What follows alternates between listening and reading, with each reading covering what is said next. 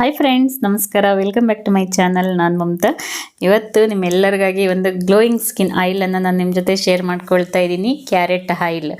ಇದಂತೂ ಸೋಷಿಯಲ್ ಮೀಡಿಯಾದಲ್ಲಿ ತುಂಬ ವೈರಲ್ ಆದಂಥ ವಿಡಿಯೋ, ತುಂಬ ಜನಕ್ಕೆ ಗೊತ್ತಿರುತ್ತೆ ಅಂದ್ಕೊಳ್ತೀನಿ. ಇದನ್ನು ಹೇಗೆ ಮಾಡೋದು ಅಂತ ಅಂದ್ಬಿಟ್ಟು ತೋರಿಸ್ತಾ ಇದ್ದೀನಿ. ಇದಕ್ಕೆ ಏನೆಲ್ಲ ಬೇಕು ನೋಡ್ಕೊಂಡು ಬರೋಣ ಬನ್ನಿ. ಇದಕ್ಕೆ ಬೇಕಾಗಿರುವಂಥದ್ದು ಮೇನ್ ಕ್ಯಾರೆಟ್ ಆಯಿಲ್ ಅಂದಮೇಲೆ ಕ್ಯಾರೆಟ್ ಬೇಕು.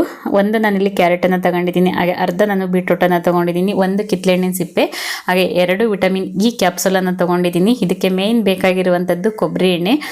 ಇದು ನಾನು ಗಾಣದ ಎಣ್ಣೆನ ತೊಗೊಂಡಿದ್ದೀನಿ. ಮನೆಯಲ್ಲಿ ಇತ್ತು ಗಾಣದ ಎಣ್ಣೆ. ನಾನೀಗ ಇತ್ತೀಚೆಗೆ ಗಾಣದ ಎಣ್ಣೆನೇ ಎಲ್ಲ ಯೂಸ್ ಮಾಡೋದು ಮನೆಯಲ್ಲಿ ಅಡುಗೆಗೆ ಎಲ್ಲ, ಹಾಗಾಗಿ ನಾನು ಗಾಣದ ಎಣ್ಣೆನೇ ಹಾಕ್ತಾಯಿದ್ದೀನಿ. ಇದು ಬಂದು ಆಲಿವ್ ಆಯಿಲ್ ಮತ್ತು ಬಾದಾಮಿ ಆಯಿಲನ್ನು ತೊಗೊಂಡಿದ್ದೀನಿ.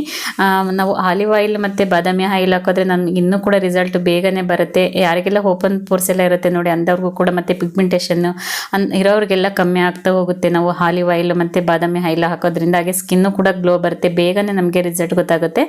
ಈಗ ನಾನು ಇದಕ್ಕೆ ಸ್ವಲ್ಪ ಕೇಸರಿನ ತೊಗೊಂಡಿದ್ದೀನಿ. ಕೇಸರಿ ಮನೆಯಲ್ಲಿ ಇತ್ತು. ನಾವು ಟ್ರಿಪ್ ಹೋಗಿದ್ವಿ ನೋಡಿ, ಕೇದಾರ್ನಾಥ್ ಟ್ರಿಪ್ ಹೋಗಿದ್ವಿ ಅಲ್ವಾ, ಅವಾಗ ತೊಗೊಂಡು ಬಂದಿದ್ದೆ ಕೇಸರಿನ, ಹಾಗೆ ಇತ್ತು. ಅದನ್ನು ಕೂಡ ನಾನಿಲ್ಲಿ ಹಾಕ್ತಾ ಇದ್ದೀನಿ. ಸ್ವಲ್ಪ ಆದರೆ ಸಾಕು, ಜಾಸ್ತಿ ಏನು ಬೇಕಾಗೋದಿಲ್ಲ ಇದಕ್ಕೆ. ನೋಡಿ, ಇಷ್ಟಿದ್ರೆ ನಮ್ಮ ಕ್ಯಾರೆಟ್ ಆಯಿಲ್ ರೆಡಿ ಆಗುತ್ತೆ, ಅಂದರೆ ಗ್ಲೋಯಿಂಗ್ ಆಯಿಲ್ ರೆಡಿ ಆಗುತ್ತೆ. ಬನ್ನಿ ಹೇಗೆ ಮಾಡೋದಂತೇಳಿ ನೋಡ್ಕೊಂಡು ಬರೋಣ. ಇವಾಗ ನಾನಿಲ್ಲಿ ಒಂದು ತಳ ದಪ್ಪ ಇರುವಂಥ ಪಾತ್ರೆನ ತೊಗೊಂಡಿದ್ದೀನಿ. ಅದಕ್ಕೆ ನಾನಿಲ್ಲಿ ಅರ್ಧ ಲೀಟ್ರು ಆಯಿಲನ್ನು ಹಾಕ್ತಾಯಿದ್ದೀನಿ, ಕೊಬ್ಬರಿ ಎಣ್ಣೆನ ಹಾಕ್ತಾಯಿದ್ದೀನಿ. ಇದು ಗಾಣದ ಎಣ್ಣೆ ಆಗಿರೋದ್ರಿಂದ ತುಂಬ ಚೆನ್ನಾಗಿ ನಮಗೆ ರಿಸಲ್ಟ್ ಕೊಡುತ್ತೆ. ಇದರಲ್ಲಿ ಯಾವುದು ಕೆಮಿಕಲ್ ಇರೋದಿಲ್ಲ ನೋಡಿ, ಗಾಣದ ಎಣ್ಣೆ ಅಲ್ಲ, ಹಾಗಾಗಿ. ಈಗ ಇದಕ್ಕೆ ನಾನು ಕಿತ್ತಳೆಹಣ್ಣಿನ ಸಿಪ್ಪೆನ ತೊಗೊಂಡಿದ್ದೆ, ಅದನ್ನ ಹಾಕ್ತಾಯಿದ್ದೀನಿ, ಅಂದರೆ ಕಿತ್ತಳೆಹಣ್ಣಿನ ಸಿಪ್ಪೆನ ಹಾಕ್ತಾಯಿದ್ದೀನಿ. ಕಿತ್ತಳೆಹಣ್ಣು ಅಂದರೆ ಕಿತ್ತಳೆಹಣ್ಣಲ್ಲಿ ವಿಟಮಿನ್ ಸಿ ಇರುತ್ತೆ, ಎಲ್ಲರಿಗೂ ಗೊತ್ತೇ ಇರುತ್ತೆ. ಇದು ನಾವು ಕಿತ್ತಳೆಹಣ್ಣಿನ ಸಿಪ್ಪೆ ಹಾಕಿರೋದ್ರಿಂದ ನಮಗೆ ಸ್ಕಿನ್ನು ಕೂಡ ಗ್ಲೋ ಆಗುತ್ತೆ. ನಮಗೆ ಯಾರಿಗೆಲ್ಲ ಪಿಂಪಲ್ಸ್ ಮಾರ್ಕೆಲ್ಲ ಇರುತ್ತೆ ನೋಡಿ, ಅದೆಲ್ಲ ಕಮ್ಮಿ ಆಗ್ತಾ ಹೋಗುತ್ತೆ. ಈಗ ನಾನು ಇದಕ್ಕೆ ಕ್ಯಾರೆಟನ್ನು ಹಾಕ್ತಾಯಿದ್ದೀನಿ, ಕ್ಯಾರೆಟು ಮತ್ತು ಬೀಟ್ರೂಟನ್ನು ಹಾಕ್ತಾಯಿದ್ದೀನಿ. ನೋಡಿ, ಬೀಟ್ರೂಟ್ ಹಾಕಿದ ಮೇಲೆ ಕಲ್ಲರ್ ಯಾವ ಥರ ಬಿಟ್ಕೊತಾ ಇದೆ ಅಂತ ಅಂದ್ಬಿಟ್ಟು ಅದು ನೋಡ್ತಾ ಇದ್ರೇ ಒಂಥರ, ಆ ಕಲ್ಲರ್ ನೋಡ್ತಿದ್ರೇ ಒಂಥರ ಖುಷಿ ಆಗ್ತಾಯಿದೆ. ಹಾಗೆ ಮತ್ತು ನಾವು ಗಾಣದ ಎಣ್ಣೆ ಅಂದರೆ ಕೊಬ್ಬರಿ ಎಣ್ಣೆ ಹಾಕಿರೋದ್ರಿಲ್ಲ, ಅದ್ರ ಘಮ ಎಷ್ಟು ಚೆನ್ನಾಗಿ ಬರ್ತಾಯಿದೆ ಅಂತ ಅಂತೀರಾ, ಅಷ್ಟು ಚೆನ್ನಾಗಿ ಘಮ ಬರ್ತಾಯಿದೆ ಗಾಣದ ಎಣ್ಣೆ ಎಲ್ಲ. ಹಾಗಾಗಿ ಇದನ್ನು ನಾವಿಲ್ಲಿ ಸಣ್ಣ ಉರಿ ಇಟ್ಕೊಂಡಿನ ಕುದಿಸ್ಕೋಬೇಕು. ಜಾಸ್ತಿ ಅಂದರೆ ಹೈ ಫ್ಲೇಮಲ್ಲಿ ಇಟ್ಕೊಂಡು ನಾವು ಕುದಿಸ್ಕೊಂಡ್ರೆ ಬೇಗ ಸೀದೋಗಿಬಿಡುತ್ತೆ. ಇದನ್ನು ಸಣ್ಣ ಉರಿ ಇಟ್ಕೊಂಡೇ ನಾವು ಚೆನ್ನಾಗಿ ಕುದಿಸ್ಕೋಬೇಕು. ಸುಮಾರು ಇದು ಒನ್ ಅವರ್ ಆದರೂ ಬೇಕಾಗುತ್ತೆ. ಕಮ್ಮಿ ಎಣ್ಣೆ ಹಾಕ್ಕೊಂಡ್ರೆ ಟೈಮೇ ಜಾಸ್ತಿ ತೊಗೊಳ್ಳೋದಿಲ್ಲ. ನಾನಿಲ್ಲಿ ಜಾಸ್ತಿ ಎಣ್ಣೆ ತೊಗೊಂಡಿನಲ್ಲ, ಅರ್ಧ ಲೀಟ್ರ್ ತೊಗೊಂಡಿನಿ ನೋಡಿ, ಹಾಗಾಗಿ ಸ್ವಲ್ಪ ಟೈಮ್ ತೊಗೊಳುತ್ತೆ. ಮಿನಿಮಮ್ ಏನಿಲ್ಲ ಅಂದರೆ 1 ಅವರ್ ಬೇಕಾಗುತ್ತೆ ಇವು ಎಣ್ಣೆ ಹಾಕೋದಕ್ಕೆ. ನೋಡಿ ಕಲ್ಲರ್ ಯಾವ ಥರ ಬಿಟ್ಕೊತಾ ಇದೆ ಅಂತ ಅಂದ್ಬಿಟ್ಟು. ನೋಡಿ, ಈ ಥರ ತಿರುಗಿಸ್ತಾನೇ ಇರಬೇಕಾಗುತ್ತೆ, ಇಲ್ಲಾಂದರೆ ತಳ ಹತ್ಬಿಡುತ್ತೆ. ನೋಡ್ತಾ ಇದ್ದೀರಲ್ಲ ಕಲ್ಲರ್ ಯಾವ ಥರ ಚೇಂಜ್ ಆಗ್ತಾ ಇದೆ ಅಂತ ಅಂದ್ಬಿಟ್ಟು, ನಾನಿಲ್ಲಿ ಕಮ್ಮಿ ಉರಿ ಇಟ್ಕೊಂಡೇ ಈ ಥರ ನಾನು ಬೇಯಿಸ್ಕೊಳ್ತಾ ಇದ್ದೀನಿ. ಕಲ್ಲರ್ ನೋಡಿ, ಸಂಪೂರ್ಣವಾಗಿ ಕಲ್ಲರು ಚೇಂಜ್ ಆಗಿದೆ. ಸೊ ಫ್ರೆಂಡ್ಸ್, ನೋಡ್ತಾ ಇದ್ರಲ್ಲ, ಇಲ್ಲಿ ಆಲ್ಮೋಸ್ಟ್ ಎಣ್ಣೆ ರೆಡಿ ಆಗಿದೆ. ಈ ಥರ ನಮಗೆ ನಾವು ಎಣ್ಣೆಗೆ ಹಾಕಿದರೆ ಅದು ರೋಸ್ಟ್ ಆಗುತ್ತೆ ನೋಡಿ, ಆ ಥರ ರೋಸ್ಟ್ ಆಗಬೇಕು.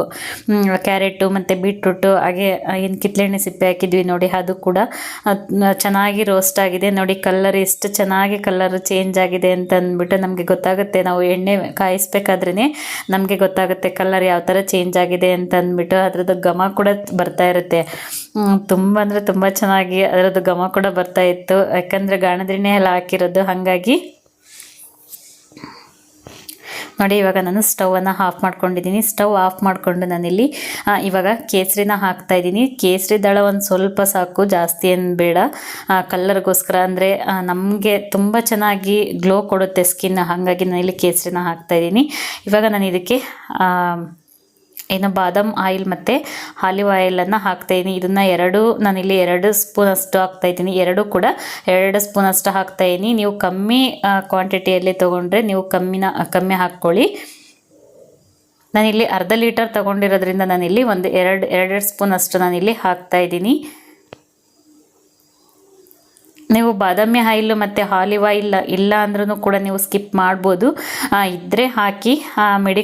ಮೆಡಿಕಲೆಲ್ಲ ಸಿಗುತ್ತೆ ನಿಮಗೆ ಬೇಕಂತಂದರೆ.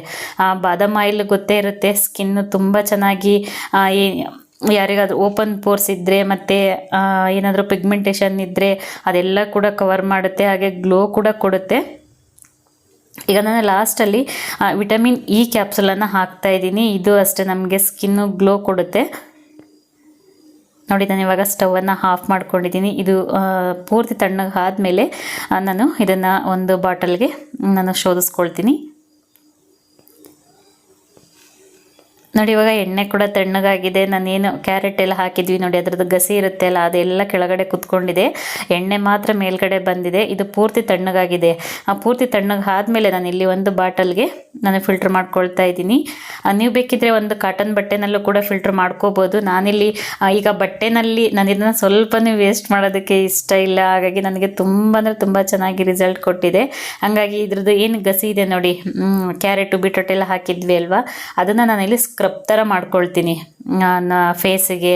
ಮತ್ತು ನಾನು ಏನು ಎಣ್ಣೆ ಆಯಿಲ್ ಹಚ್ಕೊಂಡಿರಲ್ಲ ಅಲ್ವಾ, ಆವತ್ತಿನ ದಿನ ನಾನು ಸ್ಕ್ರಬ್ ಥರ ಮಾಡ್ಕೊಳ್ತೀನಿ ಇದನ್ನು. ನೋಡಿ, ನನಗೆ ಪೂರ್ತಿ ಒಂದು ಬಾಟಲ್ ಆಗಿ ಇನ್ನೊಂದು ಬೌಲಷ್ಟು, ಒಂದು ಕಪ್ಪಷ್ಟು ಸಿಕ್ಕಿದೆ. ಯಾಕಂದರೆ ಇದೆಲ್ಲ ಬೇಯಬೇಕಲ್ವ, ಇದರಲ್ಲಿ ರೋಸ್ಟಾಗಿ ಎಣ್ಣೆ ಅಂಶ ಎಲ್ಲ ಬಿಟ್ಕೊಳ್ಳುತ್ತೆ ನೋಡಿ, ಹಂಗಾಗಿ ಆ ಎಣ್ಣೆ ಸ್ವಲ್ಪ ಜಾಸ್ತಿ ತೊಗೊಳುತ್ತೆ ಇದು. ನೋಡಿ, ತುಂಬ ಅಂದರೆ ತುಂಬ ಈ ಥರ ರೋಸ್ಟ್ ಆಗಬೇಕು. ನಾನು ಇದನ್ನ ಸ್ಕ್ರಬ್ ಥರ ಮಾಡ್ಕೊಳ್ತೀನಿ, ಕೈಗೆ ಮತ್ತು ಫೇಸ್ಗೆ ಎಲ್ಲ ಸ್ಕ್ರಬ್ ಥರ ಮಾಡ್ಕೊಳ್ತೀನಿ. ನೋಡಿ, ನನಗೆ ಒಂದು ಬಾಟಲ್, ಈ ಪೂರ್ತಿ ಒಂದು ಬಾಟಲ್ ಆಗಿದೆ. ಇದು ನನಗೆ ಸುಮಾರು ದಿವಸ ಬರುತ್ತೆ, ಸುಮಾರು ಒಂದು 6 ತಿಂಗಳ ಮೇಲೇ ಬರುತ್ತೆ. ಇದು ಜಾಸ್ತಿ ಕೂಡ ಬೇಕಾಗಲ್ಲ, ಒಂದು ಸ್ವಲ್ಪ ಒಂದು 2 ಡ್ರಾಪ್ ಅಷ್ಟು ಹಾಕ್ಕೊಂಡ್ರೆ ಸಾಕು ನಮ್ಮ ಸ್ಕಿನ್ಗೆ. ಅದರಲ್ಲೂ ನನಗೆ ಆಯಿಲ್ ಸ್ಕಿನ್ ಆಗಿರೋದ್ರಿಂದ ಜಾಸ್ತಿ ಏನು ಬೇಕಾಗಲ್ಲ. ಮತ್ತು ಡ್ರೈ ಸ್ಕಿನ್ ಅವ್ರಿಗೆ ತುಂಬ ಚೆನ್ನಾಗಿ ರಿಸಲ್ಟ್ ಕೊಡುತ್ತೆ. ಡ್ರೈ ಸ್ಕಿನ್, ಕಾಂಬಿನೇಷನ್ ಸ್ಕಿನ್ ಇರೋಂಥವ್ರಿಗೆ ತುಂಬ ಚೆನ್ನಾಗಿ ರಿಸಲ್ಟ್ ಕೊಡುತ್ತೆ. ನಮ್ಮದು ಆಯಿಲ್ ಸ್ಕಿನ್ ಆಗಿರೋದ್ರಿಂದ ಸ್ವಲ್ಪ ಲೇಟಾಗಿ ರಿಸಲ್ಟ್ ಕೊಡುತ್ತೆ.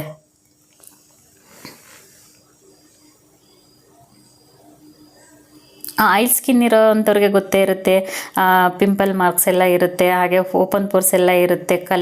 ಕಲೆಗಳಂತೂ ತುಂಬ ಚೆನ್ನಾಗಿ ಕಲೆಗಳು ಹೋಗುತ್ತೆ ಇದನ್ನು ನಾವು ಡೈಲಿ ಹಚ್ಚೋದ್ರಿಂದ. ನೋಡಿ, ಇಷ್ಟ ಆಗಿದೆ.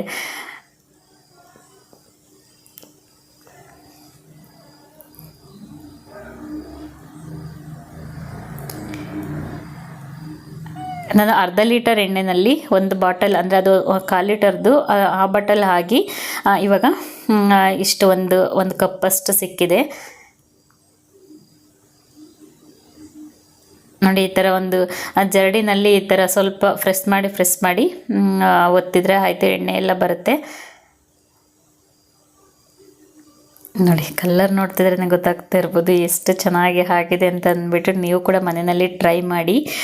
ಯಾರಿಗೆಲ್ಲ ಕಪ್ಪು ಕಲೆಗಳಿದೆ ಮತ್ತು ಯಾರಿಗೆಲ್ಲ ಸ್ಕಿನ್ ಗ್ಲೋ ಬೇಕು ಮತ್ತು ಓಪನ್ ಪೋರ್ಸ್ ಇರೋವಂಥವ್ರು, ಹಾಗೆ ಪಿಗ್ಮೆಂಟೇಷನ್ ಇರೋವಂಥವ್ರು ಎಲ್ಲರೂ ಕೂಡ ಯೂಸ್ ಮಾಡಿ. ತುಂಬ ಅಂದರೆ ತುಂಬ ಚೆನ್ನಾಗಿ ರಿಸಲ್ಟ್ ಸಿಗುತ್ತೆ ಇದರಿಂದ.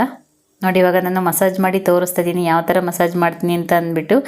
ನಾವು ಮಸಾಜ್ ಮಾಡಬೇಕಾದ್ರೆ ಡೈಲಿ, ನೀವು ಆಯಿಲ್ ಸ್ಕಿನ್ ಇರೋ ಅಂಥವ್ರು ನೈಟ್ ಬೇಡ, ಡ್ರೈ ಸ್ಕಿನ್ ಇರೋಂಥವ್ರು ನೀವು ನೈಟು ನೀವು ಈ ಥರ ಮಸಾಜ್ ಮಾಡಿ ಮಲಗಿ ಬೆಳಗ್ಗೆ ನೀವು ತೊಳಿಬೋದು. ಇಲ್ಲಾಂದರೆ ನಮಗೆ ಹಾಗೆ ನೈಟ್ ಒಬ್ಬೊಬ್ಬರಿಗೆ ಆಗಲ್ಲ, ಅವರಿಗೆ ಕಂಫರ್ಟಬಲ್ ಇರಲ್ಲ ನೈಟು ನಾವು ಹಾಗೆ ಹಚ್ಚಿ ಮಲಗ್ತೀವಿ ಅನ್ನೋರಿಗೆ. ನೀವು ಒಂದು 1/2 ಅವರ್ ಬಿಟ್ಟು ನೀವು ಈ ಥರ ಮಸಾಜ್ ಮಾಡಿ ಒಂದು 1/2 ಅವರ್ ಬಿಟ್ಟು ನೀವು ಫೇಸನ್ನು ತೊಳಿಬೋದು. ಅಂದರೆ ತಣ್ಣೀರಲ್ಲಿ ತೊಳಿಬೇಕು, ಬಿಸಿ ನೀರಲ್ಲಿ ತೊಳಿಬಾರ್ದು. ನಾನು ಡೈಲಿ ಬೆಳಗ್ಗೆ ಟೈಮು ಈ ಥರ ಮಸಾಜ್ ಮಾಡ್ಕೊಳ್ತೀನಿ. ಈ ಥರ ಮಸಾಜ್ ಮಾಡಿಕೊಂಡು ಒಂದು 5 ನಿಮಿಷ ಮಸಾಜ್ ಮಾಡಿಕೊಂಡ್ರೆ ಸಾಕು.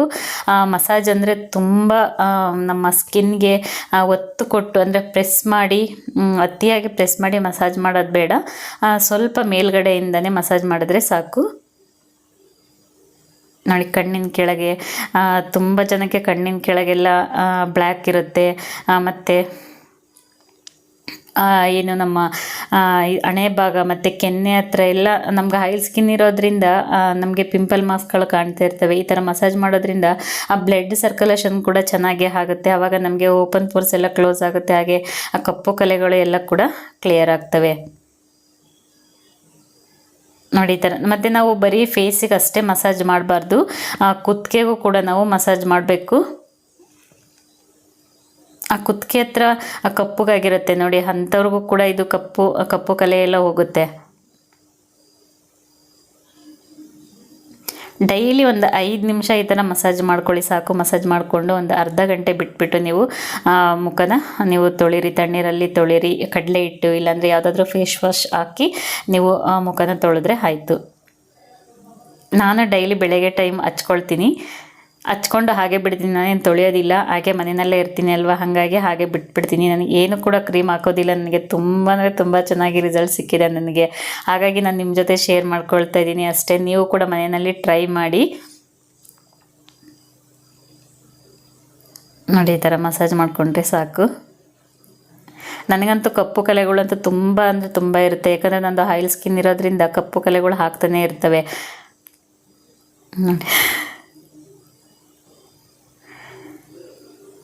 ನೋಡಿ ಇಷ್ಟು ಮಸಾಜ್ ಮಾಡಿಕೊಂಡ್ರೆ ಸಾಕು.